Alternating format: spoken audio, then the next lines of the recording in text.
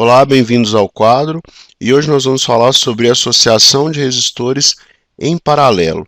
Para ficar mais fácil de visualizar, vamos fazer um desenho, de um circuito onde os resistores estão associados em paralelo, e a partir desse circuito nós vamos estudar o comportamento da corrente e das tensões nesses resistores, da corrente no circuito e das tensões nesses resistores.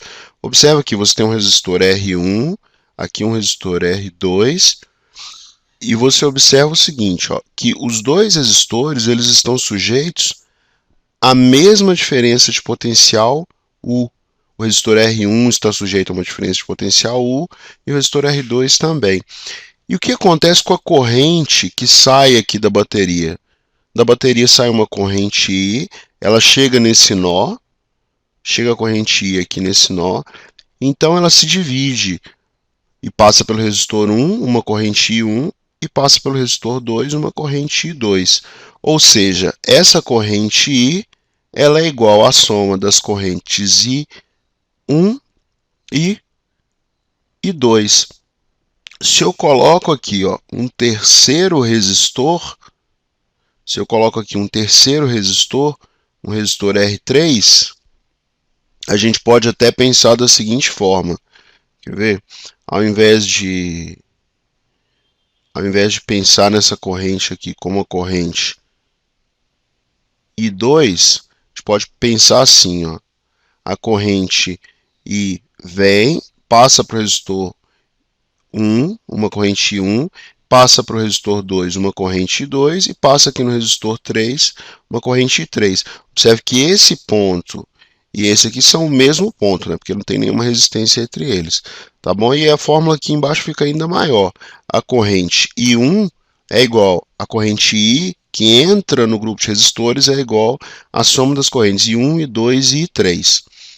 Agora, o meu objetivo é sempre pensar num circuito com uma resistência equivalente.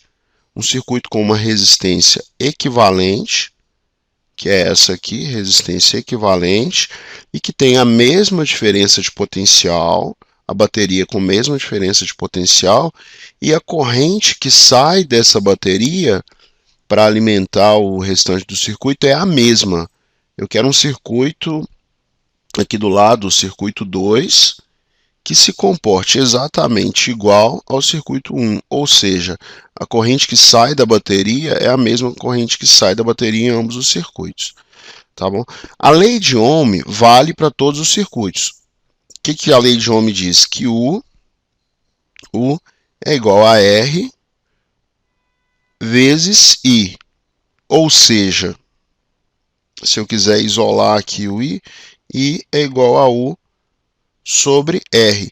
Isso vale para cada uma das correntes que a gente observa aqui. Então, vamos escrever isso aqui para esses dois circuitos. Primeiro, vamos olhar primeiro para o circuito número 2. A corrente I pode ser calculada da seguinte forma. U sobre R equivalente. Tá bom? Aqui já está o cálculo da corrente I. E como que eu posso calcular a corrente I1? U dividido por R1. U dividido por R1. E a corrente I2? Olha, estou só substituindo naquela primeira fórmula, tá? A corrente que passa no resistor I2 é U dividido por R2. E a corrente que passa no resistor R3 é U dividido por R3. Bom, esse U pode ser simplificado aqui, em todos os numeradores. E como fica o cálculo do resistor equivalente? 1 dividido pelo resistor equivalente é igual à soma dos inversos de cada um desses resistores, 1 por R1, mais 1 por R2, mais 1 por R3.